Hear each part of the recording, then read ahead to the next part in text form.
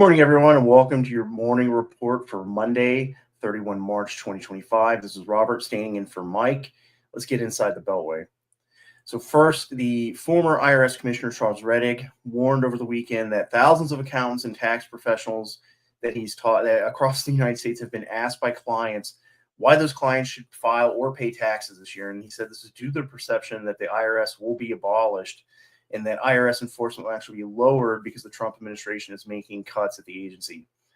Economist Joel Slimrod also said that these cuts at the IRS could increase tax evasion and underreporting of income, lowering tax revenues. And this is important because there's a concern among Republicans that the debt ceiling could be breached as soon as May if we see lower tax revenues this year. So potential lower payments of tax revenues and higher refunds prior to June, and when the special tax deadlines are throughout the year, could actually make the debt ceiling breach happen sooner than this summer. And then the Trump administration filed an emergency appeal to the U.S. Supreme Court on Friday, and they're asking the Supreme Court to rule that the Trump administration can invoke the Enemy Aliens Act for deportations. The Supreme Court set a deadline for tomorrow for the lawyers suing the Trump administration in this case to respond to the government's petition. And then finally, inside the Beltway, during an interview over the weekend with NBC, President Donald Trump said he was not joking about considering a third run for office in 2028. And he added that running with Vice President J.D. Vance at the top of the ticket is only one method of many that he could use to seek a third term.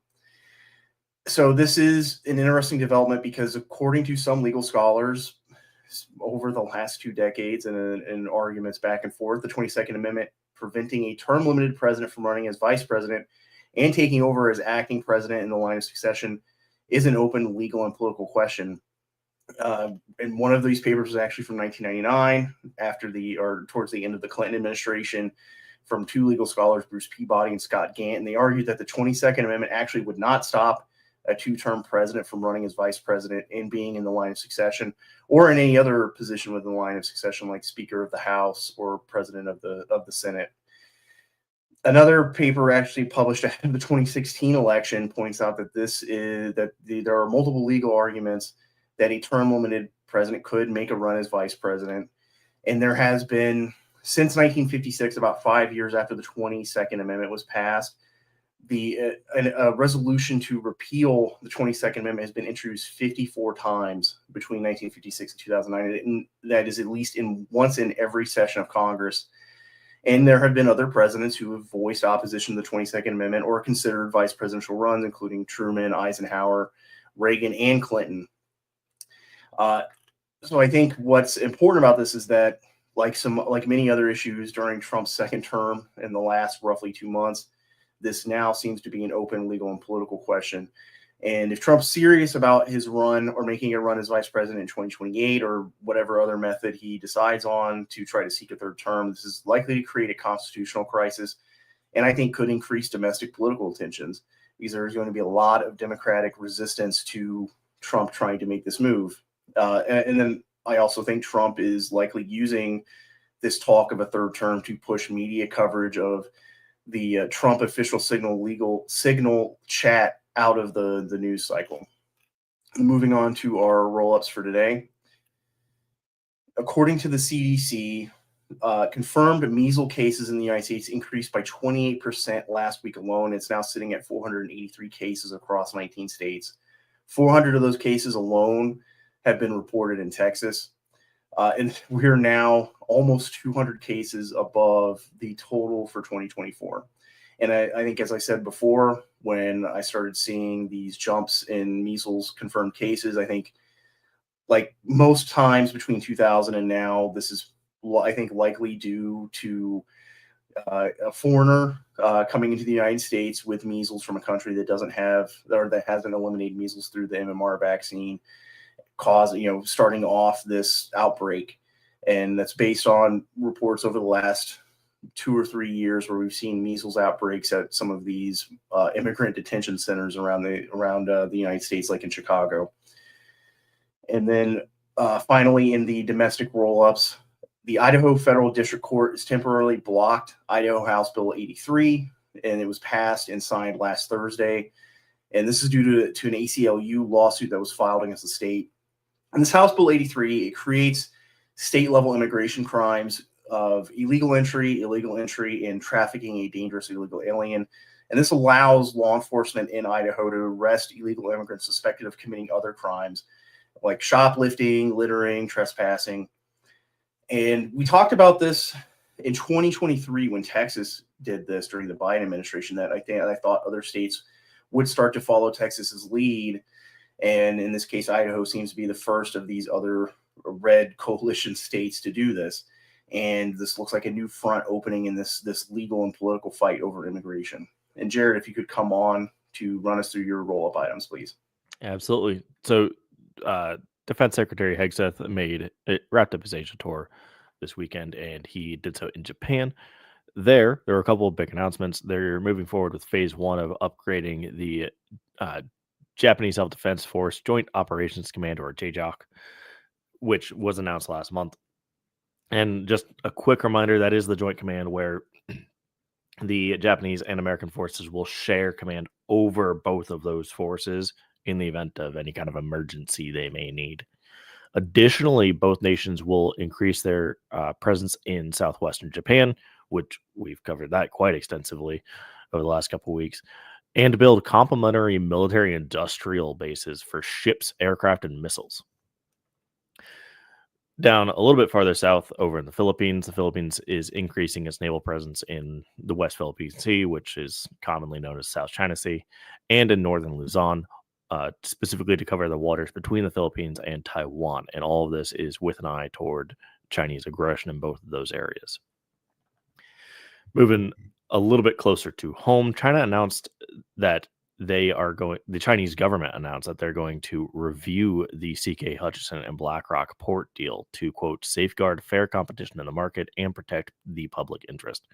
Now, this is a follow-on to last week when CK Hutchison said that they would not be signing the ports over on April 2nd like they intended to, because it was, quote, the earliest possible date and not a set deadline. CK Hutchison also said they didn't want to leave the deal, but I think the Chinese government is going to push for that. There are a lot of ways this can shake out. I think the most likely here is that China will initially say they're not going to approve the deal, but they will. I expect them to eventually approve the deal anyhow due to economic coercion, just because China cannot the threat of seizing these ports remains on the table. China cannot afford to, actually resist that with military force.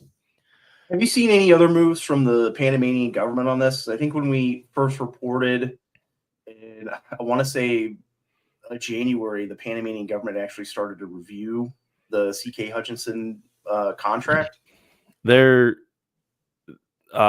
haven't seen anything recently. There was the review from the Panamanian government for that. They shut down their memorandum, or rather just refused to renew their memorandum of understanding for the Belt and Road Initiative. There have been increased joint military operations and basically trainees between the Panamanian government and the U.S. government. So there's a slight increased presence there, but not a whole lot. I think there's a lot of stuff happening behind the scenes that's just not getting publicized, where China likely is being pushed out. That said, we're going to have to see this come to fruition, because we talked before about how this appears to be part of a grander strategic plan by the Trump administration to secure basically all of the sea lanes in this hemisphere, and the Panama Canal controls one.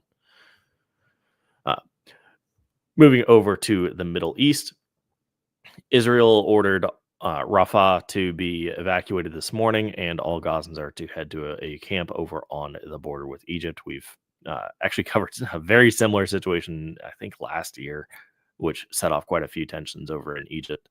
Meanwhile, Israel and Hamas both have proposed new ceasefire terms through their proxy negotiators, that Israel through Qatar and the U.S., and Hamas through Egypt itself. And lastly, we're going to cover a bit of stuff about the Navy and the Middle East. Now, the Navy is sending its West Coast-based Carl Vinson Carrier Strike Group, this is CSG-1, to the Middle East, and this is to link up with the Truman Strike Group, which is CSG-8. And the CSG-1 was initially going to run a Pacific deployment only, being at their West Coast, and we're doing the pivot to Asia. Here, they will go to the Middle East instead. So they're being replaced by the Nimitz Strike Group. Now, I think CSG-1 is just going to replace the Truman Strike Group and not link up with them for some kind of 2-carrier ops setup. And the reason I think that is that the Truman had that collision back in February. They're probably going to want to go back and have proper repairs done on it. However, what we're seeing here is a strategic asset flexibility that's really not doable by anybody else. And that does play pretty importantly into deterrence in the Pacific. It shows that, in the event of any kind of crisis, there is flexibility there where everybody can step up, fill the gaps, and hey, China, look, you still cannot touch the Pacific. This probably won't happen for another couple of weeks, and I do expect in that time we're probably going to see a spin up on, we're preparing for war with Iran, and I still don't think that's a likely outcome, especially anytime in the immediate future. So just be warned that this already is in place. It is happening it is happening soon, but I don't think this is in preparation for war so much as it is just trying to reassert dominance over that specific sea lane. All right, thank you for that, Jared. Let's move on to our warning items for today. And first, in low-intensity conflict, the Republican Party of New Mexico said last night that they experienced an arson attack at their headquarters in Albuquerque, New Mexico. And local authorities confirmed that FBI and ATF are investigating this fire at the Republican Party headquarters as arson. And the Republican Party of New Mexico said that this fire was not an isolated incident, and graffiti was actually found near the fire that said ICE equals KKK. There actually is a photo of this alleged graffiti near on the building where it looks like someone took a stencil that said ICE equals KKK and spray painted over it. I think that, I recall that last year ahead of the election, we reported on ballot box arson attacks in Washington and Oregon ahead of the 2024 election. And according to people on the ground, this happened in affluent neighborhoods that were mostly Joe Kent supporters, who was a Republican. So I think this targeting of the Republican headquarters is not, I don't think, unprecedented. We've seen some arsons targeting pregnancy crisis centers from far left or activists, pro-abortion far left activists. And we're seeing more of these arson attacks with incendiary devices and Molotov cocktails targeting Tesla-owned vehicles, dealerships, and charging stations. So I think this is seems like another escalation toward political violence following this Tesla takedown movement. We're not quite at the point yet of, I think, 2016 and 2017 political violence targeting Trump supporters, which, we saw Trump supporters being attacked by mobs outside of rallies during the 2016 election. But this is, I think, an escalation on the political side of this movement, especially this Tesla takedown movement. And we have also seen previously, I think Mike reported on it, arson attacks on ICE vehicles or suspected ICE vehicles. Moving on to the next warning item, Elon Musk has donated $14 million to Brad Schimmel's campaign for the Wisconsin Supreme Court, and they're actually scheduled to vote in the special election tomorrow. And Schimmel is running against Democrat-endorsed Judge Susan Crawford. So this is a nonpartisan election ostensibly, but both of the two candidates have been endorsed, one by multiple Democrats, and Schimmel in this case endorsed by Trump, Musk, and other Republicans. And this was going to determine partisan control of the Wisconsin Supreme Court. Right now it sits at 4-3 in favor of liberal Democrat-aligned justices. And if Schimmel wins, this is going to flip that 4-3 in favor of conservatives. And this Wisconsin Supreme Court special election is a key election that is going to determine the congressional map for Wisconsin in the 2026 midterms, which is why there's a lot of attention being paid to it by Republicans and this money from Musk flowing in, which is, I think, a sign that Musk is continuing to use this election infrastructure that he built or helped build during 2024 when he put $250 million in the Trump campaign, which I think is a sign that Musk is committed to keeping a Republican majority in the House in the midterms. And Republicans are also, I think, attempting to stop this perception of Democratic momentum, because Democrats have won 5 special elections this year so far, and they're pouring a lot of money into this Wisconsin Supreme Court race and those 2 House seats here in Florida that are also up for election tomorrow. And that's, I think, District 1 and District 6, which are formerly Rep. Matt Gates's and Mike Waltz's seats. All right, Jared, if you come on and take us through your warning item, please. Absolutely. So China's got a fun new law. Last week, China implemented a new law, and here, any persons or organizations that is directly or indirectly participating in the drafting, decision-making, or implementation of, quote, discriminatory restrictive measures, they have their property seized in mainland China. So pretty broad application there. And the property available for seizure is cash, bills, bank deposits, securities, fund shares, equity, intellectual property rights, accounts receivable, and other property and property rights. So basically, if you have any assets whatsoever in China and you are involved in any way whatsoever with tariffs or sanctions, all of your property is potentially forfeit to the government of China. Now, I think first and foremost, this is likely to drive a divestment from China, because now basically there are no property rights for the. Oh, I'm having connection issues. Okay, can you hear me all right? Or is it? Yeah. It's you're just breaking up a little bit. So I think we actually reported on this during the Biden administration, or at least our analysis pointed towards this happening. This was in response to the Biden administration ramping up these chip curbs and sanctions on some of these Chinese companies over, AI in the tech sector, and there were some sanctions levied over fentanyl, I think, but at that time, I think we agreed that this would be a step that China could take, where they would just outright seize companies, and this was based on, at the time, China was sort of making preemptive moves to seize foreign firms already operating in China. Absolutely. Actually, there's a question here that I have prepped for an answer. So this is not targeting any particular nation. It's just anybody that attempts to take kind of coercive measures against them. They will do this to them. So yes, it could be applied to Taiwan. Now, there are a couple of big things that stand out to me here. First off, if intellectual property is the big one. We've covered their espionage capabilities and their track record pretty extensively. I think the way that they intend to do this is that if intellectual property passes through China in any way, because normally it's electronically stored, if it passes through a server or passes through any kind of internet cables there, we could see the seizure there. Additionally, this is naked property seizure in response to sanctions and tariffs, basically, small scale economic warfare. China's preempting a potential trade war with the same actions that Europe and the US used to punish an actual war in Ukraine. So China is treating a trade war as if it is an actual war using this tactic.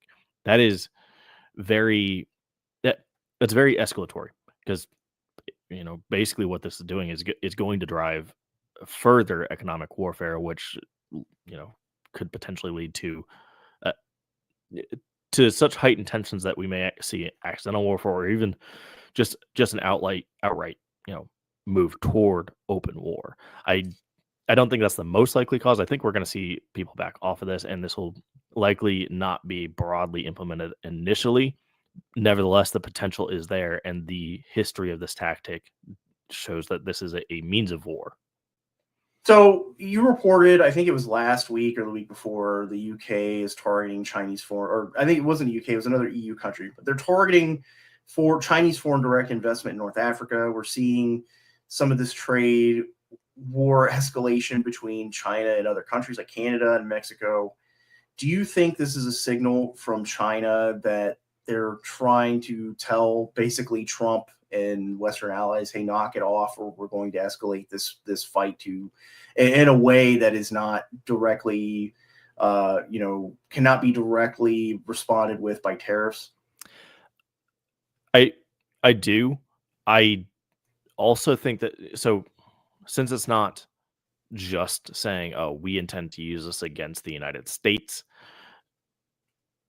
I do think this is going to have probably unintended consequences. They've been very vocal about their opposition to decoupling and de-risking, but it looks like this is going to drive it, because if you can have your property seized for any kind of sanctions, which in the event of the Taiwan contingency, there's no reason to suspect that most of Europe would not lay sanctions on China. All of their property would then be forfeit. This looks like, as a preemptive measure, the companies would be pulling out of China. Well, yeah, to me, this looks like China, their strategy to me looks like they're trying to break off some of these smaller countries that would have economic relations and firms in China, trying to prevent some kind of unified front on this trade war. Have you seen any indication from, for example, like any of the EU countries? Have they responded to this announcement about this new law? I have not. This really didn't make a whole lot of waves until just over the weekend, which I think it was probably a translation issue, just waiting on getting that fully done. Now, yeah, so what you're talking about there, where breaking off smaller countries that would be more susceptible to this, that is something China would like to do, and we've seen that with things like Cambodia, with trying to continue wooing Vietnam, but it hasn't really worked, because most of the small countries that can actually be affected by China also have very strong anti-China sentiment, because they view them as an imperial power, and so some of the stuff put out by their propaganda departments have not done anything to assuage those fears. All right, thank you for that, Jared. Let's move on to questions and answers. First one from Frozen Nomad. This is actually stated. There's a saying I heard that is probably relevant to this topic: take Trump seriously, but not literally. Yeah, and this is obviously in response to Trump, saying he is not joking about a third term. And I agree. That's why I think that this is an effort by the Trump administration, by Trump, to get this. Democrats have really seized, for lack of a better way to say it, have really kind of pounced on this Signal chat leak, and they're trying to use it to gain some momentum, I think, both in the court of public opinion and political momentum. But that's why, one of the reasons why I think that this is an attempt by Trump to get that out of the news cycle and get the attention focused on him saying he could run for a third term. But it is interesting that it is an open, as far as I've seen for the last couple of decades, basically an open legal question. There have been legal scholars on both sides of the 22nd Amendment saying, that it does or does not block a president from running for a third term. And this is basically, since the 22nd Amendment was passed, there have been attempts to repeal it almost immediately. Because Eisenhower, he would have been the first. He was the first president to be impacted by the 22nd Amendment. So at the end of his term in 56. So that's why there was a movement to repeal it then. And then multiple presidents since have come out and publicly said that the 22nd Amendment was a mistake. And so I think he is serious. I think somebody in the Trump administration has probably pointed to this being an open legal question, as far as legal scholars are concerned. But the impact of him actually doing it, I think, would be massive politically, domestically. There'd be a major political escalation to do this. And it would create a constitutional crisis, because there's those two competing interpretations. And from what I understand, reading through these legal papers over the weekend, like these law review journal papers, it all hinges on language used in the 22nd Amendment that says cannot be elected versus cannot serve, which was actually the original language of the 22nd Amendment before it was amended and then passed. All right. Next question from Bad Wabbit. What do you see as China's next moves in light of being forced out of the Panama Canal? I think it's probably the application of this law to a small degree, and the reason for that is that one of the things that they specifically call out for their governmental review is trying to avoid economic coercion, which now they have a legally recognized tactic for exactly that. It's There will probably be some negotiations, and I expect the deal to ultimately go through. Uh, but I don't see how the Trump administration allows China to continue to have any kind of presence around the Panama Canal. It's just it's too it, it's too strategically disadvantageous for that. All right, next question from Bad Wabbit. We see increasing calls for Islam to be deported and or those stating Islam is not compatible with the West. Do you see this escalating or just internet banter? Well, I think here in the U.S., probably not. In Europe, maybe, because that was those big riots and protests in the UK last year were over after that Muslim immigrant stabbed multiple girls at a dance class. There were organic protests from Britons over that, and I think in Europe we could see escalation. They're doing the what was been dubbed pantsuit remigration, basically asking nicely or paying for immigrants to leave and return back to their country of origin. I think that's the form it'll probably take, is there will be even more support for that kind of thing for remigration. I'm not sure it will escalate beyond that. It depends on how successful they are with remigration and how genuine some of these European elites are, these European politicians are about actually going through with it. Yeah. In regards to Europe, it will also be regionally different. So, like the UK, I don't expect the UK to really start working on any kind of mass Islamic deportation, though you may see it in places like I think Germany just recently had another knife attack. I think it's more likely on the continent than it is in the UK and Ireland, at least in the near term. All right. And then this is also a Jared question about the this new law from China. Regarding this move from China, what about businesses such as Apple, Microsoft, and more? That comes back to the first point of I do think we're going to see some pretty significant divestment, and to the extent that we don't see divestment from it, that is kind of those companies taking China's side. So as relations worsen, and I do expect U.S.-China relations to worsen all the way up through 2027, because that's basically the war deadline, for lack of a better term.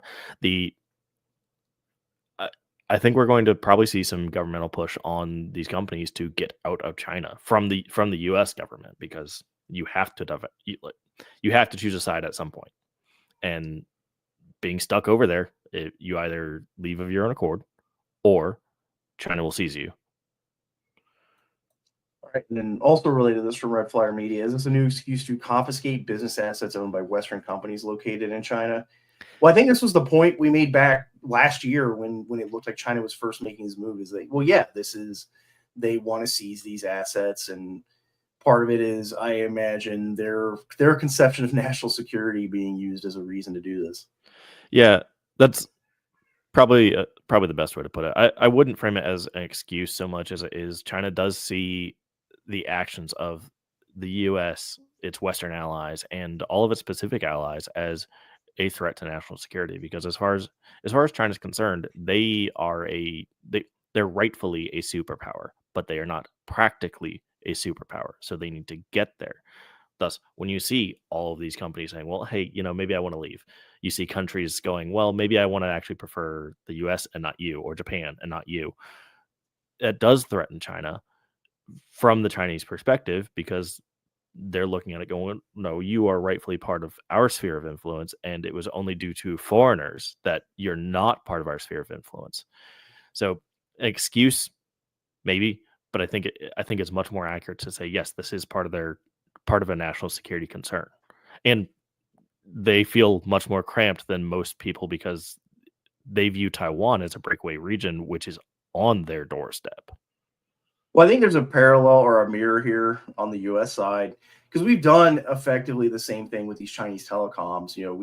They were banned from operating inside the United States, and some of their stuff, some of their points of presence and hardware and stuff was sold to U.S. companies And we do something similar. Just basically, we either ban whatever it is that we want, like TikTok. This TikTok ban thing is still going on.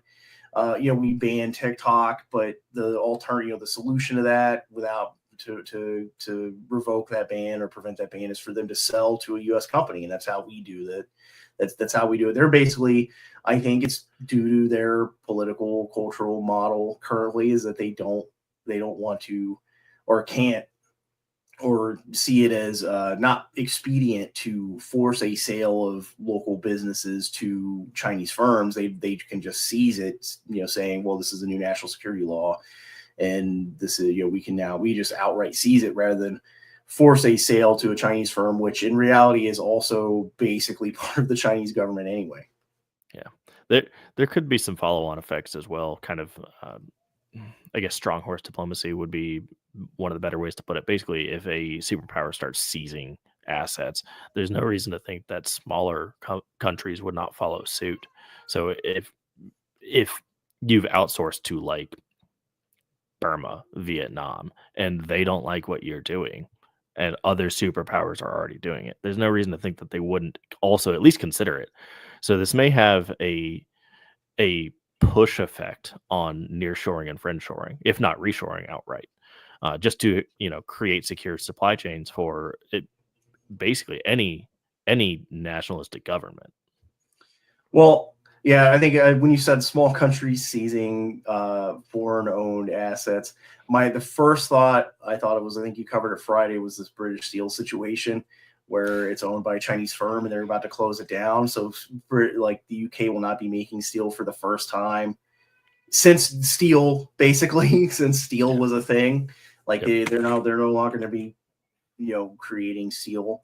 So I want, to me, I think that's probably something to look at, is if we start to see a response for other countries going, well, we'll just seize foreign firms' assets for national security purposes too. It'll be interesting to see if that's where the UK goes with this British Steel situation. Yeah, that's actually a great tie-in because the entire concept of British Steel, it was, I think, close to a dozen different independent steel companies that came up during the Industrial Revolution, and they basically became a single entity in order to have a wartime economy I think it was for World War II, and it was just sold off in the early 2000s. But British Steel started as a nationalized entity, not as a public entity. So, yeah, I guess it could be kind of maybe some kind of return to the mean there. All right. Well, thank you for that, Jared. If there's no more questions, that'll do that. That'll do it for us today. We'll be back with you tomorrow at 08 Central. Be safe and stay out front.